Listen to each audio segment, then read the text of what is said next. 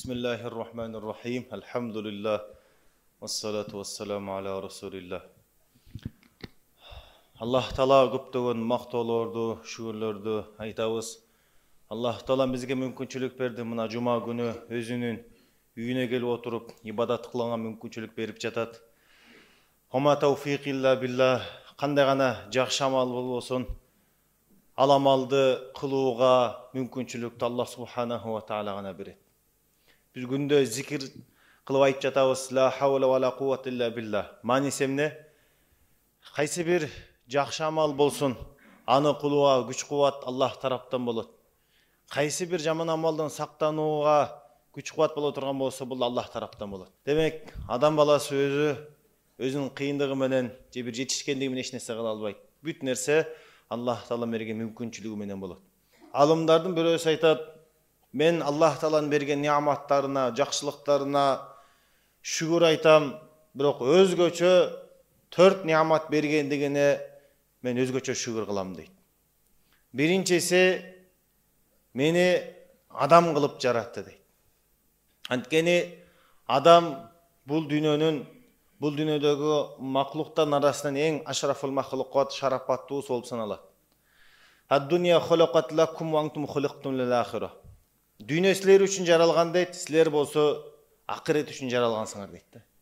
İnsandan башка бардык эмне кандай маклуктар болсо, бул инсандын, адамдын кызматтарын аткаруу үчүн жаралган экен.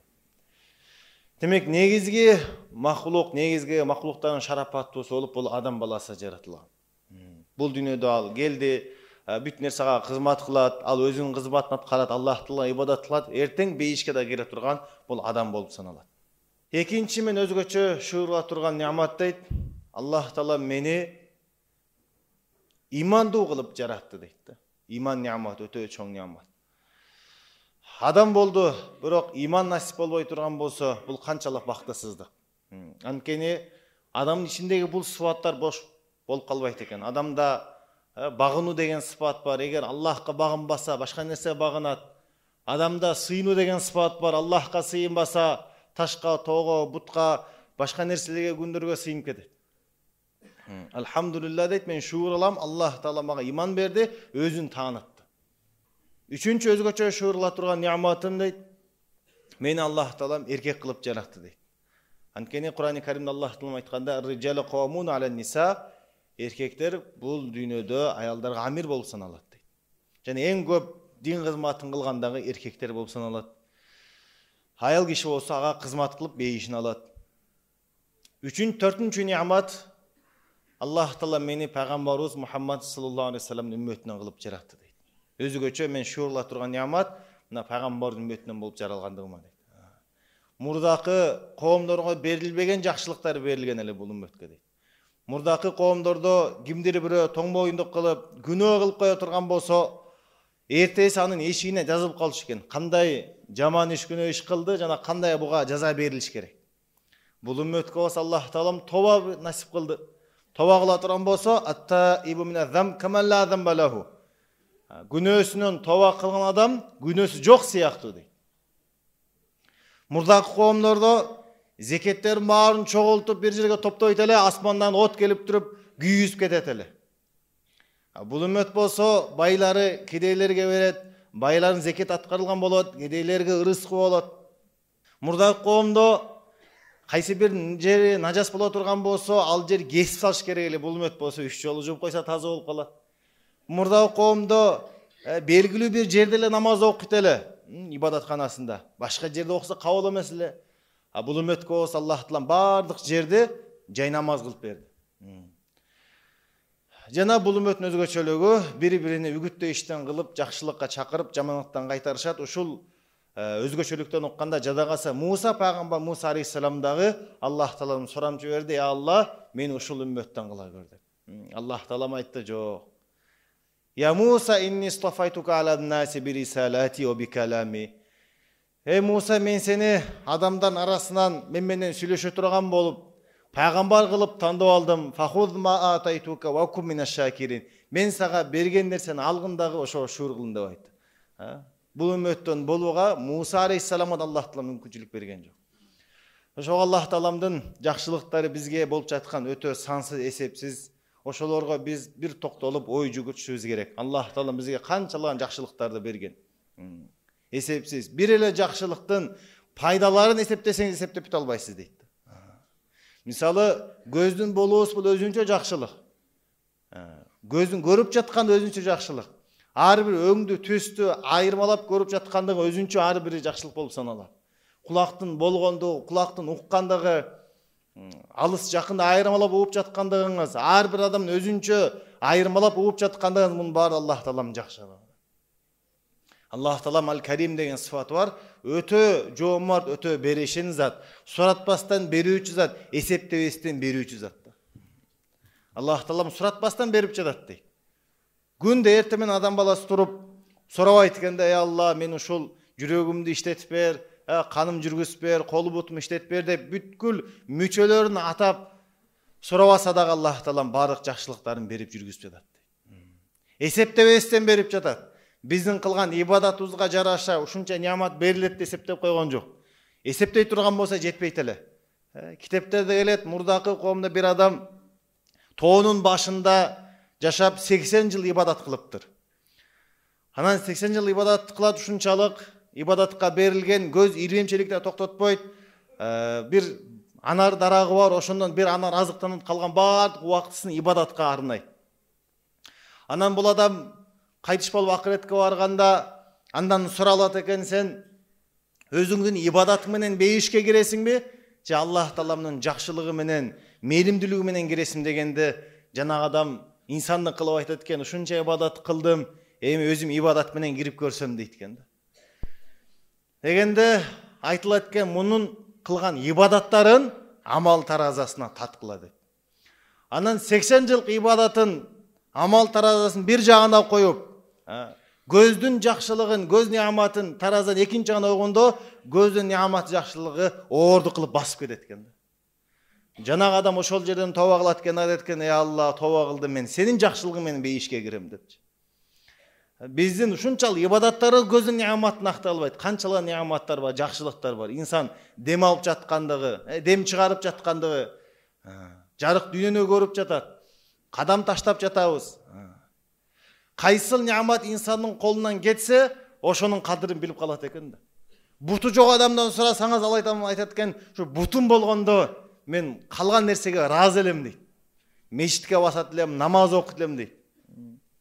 Көзү көрбөгөн адамдан сурасаңыз, ал адам айтмак экен да, ушу көзүм эле болуп көрүп, жарык дүйнөнү көрүп, Куран окуйт элем, ибадат кылат элем деп.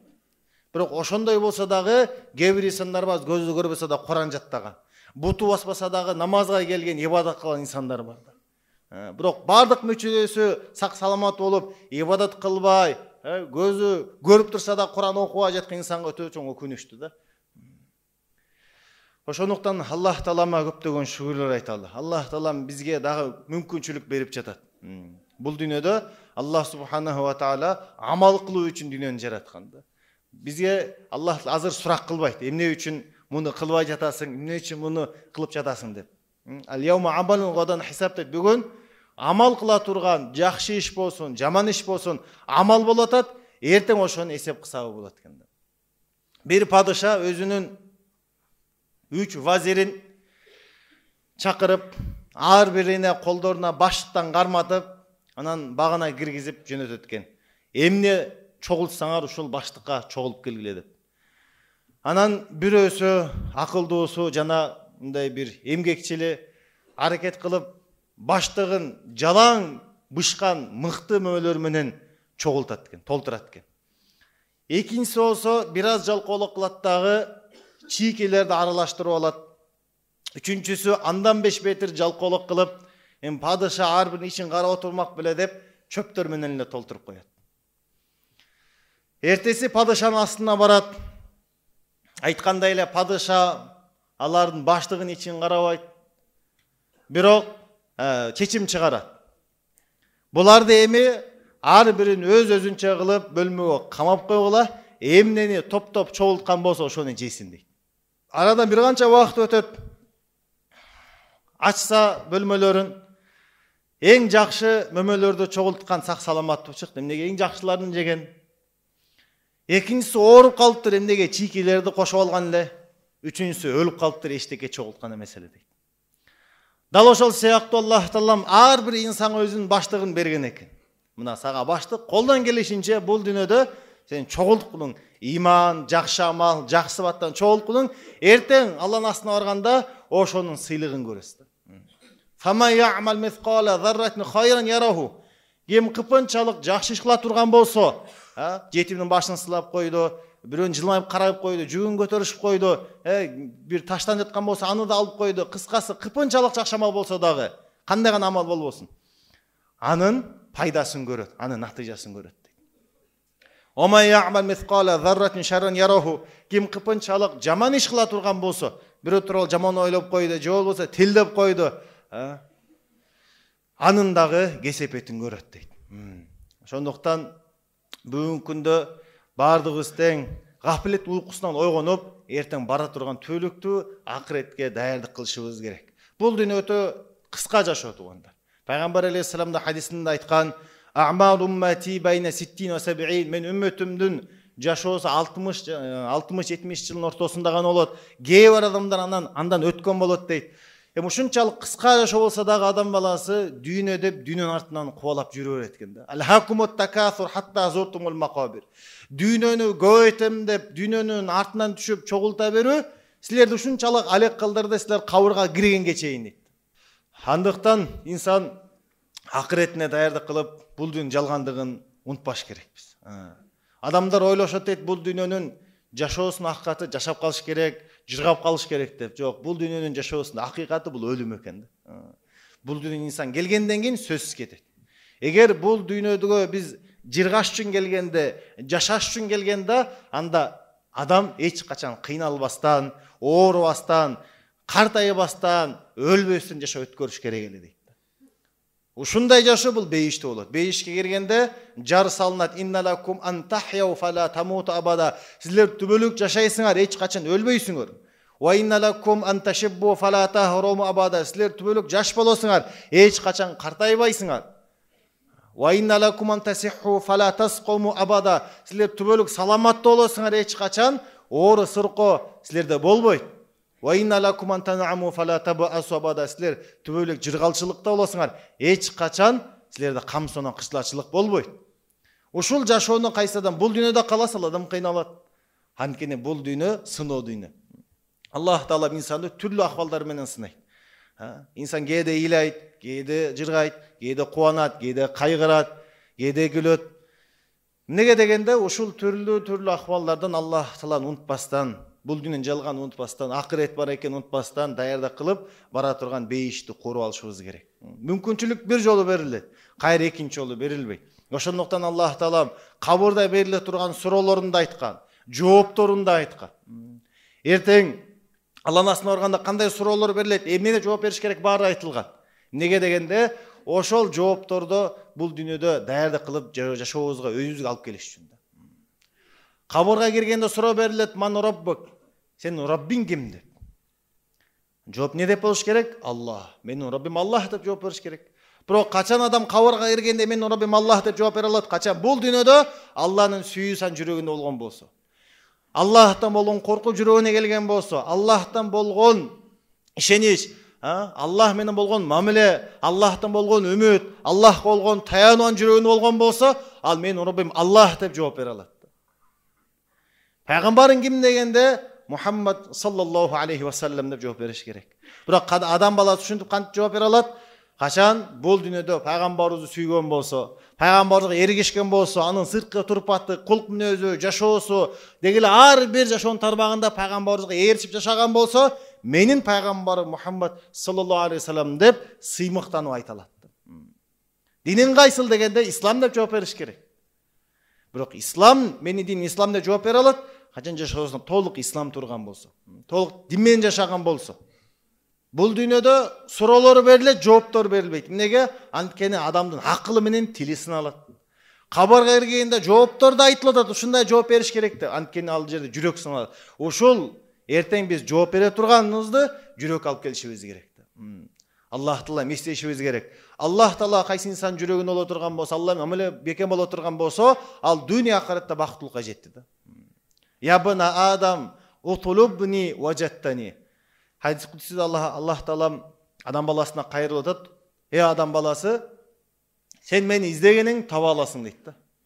Фаида важаттани важатта кулла шей. Качан мени таба турган болсоң, сен бардыгын таптың дейт. Биздин дүйнөгө келген негизги максатыбыз ушул да. Аллах Таалага табып, Алла менен мамиле түзүү. Канча ибадат кылып жатабыз, канча жол Алла жолуна чыгып жатабыз, канча жылдар бою илим алабыз, Аллах менен мамилени түзүү. Алланын сүйүктүү пендеси болуп калуу да. Адамдын өзүнүн орду кайсыл? Адам болуп, пенде болуп, Алланын татыктуу кулу болуп жашоо да. Ушундан түшүп да кетпеш керек, көтөрүлүп да кетпеш керек да. Түшүп кетип кандайча айбандык жашоого түшүп калуу да. Айбан жашоосу кандай? Айбандын жашоосу 3 түргө бөлүнөт. Эң биринчиси, кээ бир айбандар карасаңыз, өзүнүн курсагы тойсо, өзүнүн муктаждыгы бүтсө, башка менен иши жок да. Кой, ат, жылкы, жана башка ушундай жаныбарлар карасаңыз, өзүнүн муктаждыгы бүтсө, башка менен иши жок. Башкаларга зыяны тийбейт. Адамдын жүрөгүндө иманы жок болсо, иман алсыраса, жашоосунда дин жок болсо, пенде деген жашоодон чыгып кетсе, айбандык ушундай жашоого түшө баштайт да. Өзүн гана ойлойт, башканы ойлобойт. Андан да төмөнүрөөк деңгээли бар. Кээ бир айбандар өзүнүн муктаждыгын бүтүрүү үчүн, өзүнүн кызыкчылыгы үчүн башкаларга зыян берет, жырткычтар. Өзүнүн курсагын тогуз үчүн башканын жанын кыят. Адам да ошондой боло баштайт, жүрөгүндө иман болбосо. Өзүмдүн кызыкчылыгым деп башкалардын акысын жей баштайт. Башкаларга зулум кыла баштайт. Андан да төмөнкү деңгээл кээ бир жаныбарлар бар. Ага пайда болбосо дагы, эч бир кызыкчылыгы болбосо да башкаларга зыян бере берет да. Чаянга эч кандай пайда болбосо да бар сөз чагыш керек. Адам да ошондой боло баштайт, иман алсырап, төмөндөп, өзүнүн ички жан дүйнөсүнө менет кылбаса, ага пайда болбойт, кызыкчылыгы жок, бирок башкаларга зыян берет да. Адам өзүнүн Алланын пендеси деген деңгээлине түшүп кетсе ошондой болот да. Пенде болуудан көтөрүлүп да кетпеш керек. Ал кандайча? Фираун айтты: "Ана роббукумул а'ла." Улуу кудайыңар менмин деп, баары мен кылып атам деди. Корун айтты: "Мен бул байлыкты өзүм таптым" деп. Не болду натыйжада? Корунду жер жутуп кетти. Фираун болсо кыяматка чейин үлгү болуп калды да. Фал яума нунажика би баданика. Бүгүн сенин денеңди сактап коебуз дейт. Литакуна лиман халфака ая. Сенден кийинкилерге эскертүү, үлгү болуу үчүн дейт. Ким өзүнүн байлыгына, бийлигине, күчүнө, мансабына таянса, анын акыбети ушундай болот. Демек, Аллах Таала биздин ордубузду белгилеп берген. Кайсыл? Аллахтын кулу болуп, Алланын пендеси болуп жашоо. Өзүбүздүн каалообуздан чыгып, Аллахтын каалоосу менен жашоо, дин менен жашоо, Алланы ыраазы кылып жашоо бул дүйнөдө. Аллах Таала эртең бизге бейишке барган, акыретке барганда биз каалагандай жашоону берет. Валакум фиха ма таштахи анфусукум. Бейишке киргенде айтылат бейиш элдерине, силер напсыңер эмнени каалайт эле, ошонун бардыгы мына бейиште бар дейт. Бейишке киргенде Аллах Таала бейиш элдерине өзүнүн эки сыпатын берет. Биринчи аль-хай, түбөлүк тирүү деген, эч качан бейиш адамдар өлүшпөйт. Халидина фиха, бейиште түбөлүктүү болушат. Экинчи болсо, эмнени кааласа ошол боло турган. Эмнени каалайт, ошонун баары да аткарылат. Бул дүйнө биздин жүрөгүбүздө калып кеткен, эңсеген каалоо тилектерин баарын бейиште аткарабыз. Бул дүйнө аткарылбай калса, эч кыжлат болбошубуз керек. Бейиште аткарам деп. Бул дүйнөдө биз кыжлат болушубуз керек. Аллах Таала өкүмүн аткара албай жаткан болсок, ибадат кыла албай жаткан болсок, ошо өкүнүшүбүз керек. Ал эми дүйнө маселелерине, ырызк маселесине кыжлат болбош керек. Анткени Аллах Таала жазып койгон. Ал сиз кыжлат болсоңуз дагы, болбосоңуз да тагдыры жазылгандан ашып да кете албайт, кемип да калбайт.